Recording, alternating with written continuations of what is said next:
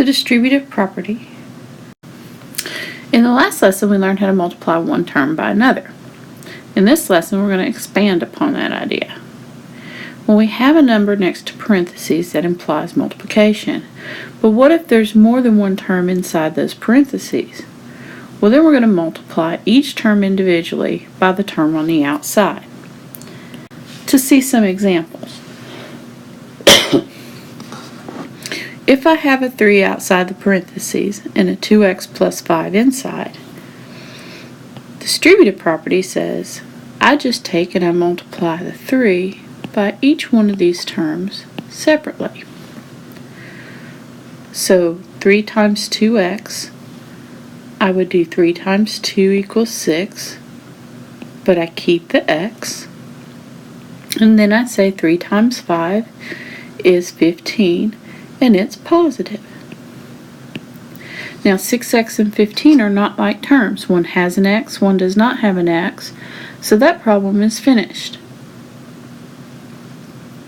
What if my number's negative? Well, I still do my multiplication separately to each term, but I must think about my sign rules. So a negative 3 times a positive 2 is a negative 6, and again we will keep our x. Negative 3 times positive 5 is negative 15. Again, I do not have like terms, so I cannot combine the negative 6x and the negative 15, so I'm just finished. Interestingly, the most complicated thing seems to be, what do I do when there's just a negative sign outside my parentheses? A negative sign outside the parentheses I can handle one of two ways. It is a multiplication, so I either just multiply using my sign rules.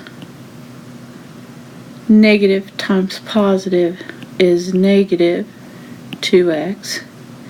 Negative times positive is negative 5. If that seems foreign, remember anytime you need a number and there's not one there, there's usually a little invisible 1. And I can, if it makes it easier, distribute a negative 1 to each term. Negative 1 times positive 2 is negative 2. Keep the x. Negative 1 times positive 5 is negative 5, and nothing combines. What if my number on the outside of parentheses has a variable with it? I follow my exponent rules that I learned in the last section. I'm going to multiply my numbers, my coefficients first. 5 times 6 is 30. X times x squared, I add my exponents, so that makes x to the second power. Positive 5 times negative 7 is negative 35. I don't have anything to multiply my x by, but I don't want to lose it. Now when I look at my answer, I have an x squared term and an x term. They are not like terms, they don't combine, so again, this is my final answer. Here's a big one. Pieces and parts. First term, 4 times 5 is 20. X times x is x squared.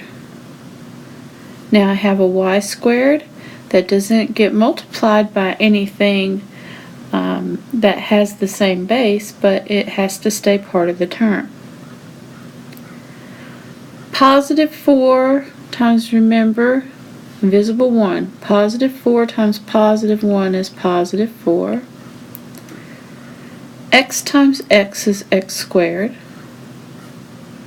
Y squared times y is y to the third. And one more time.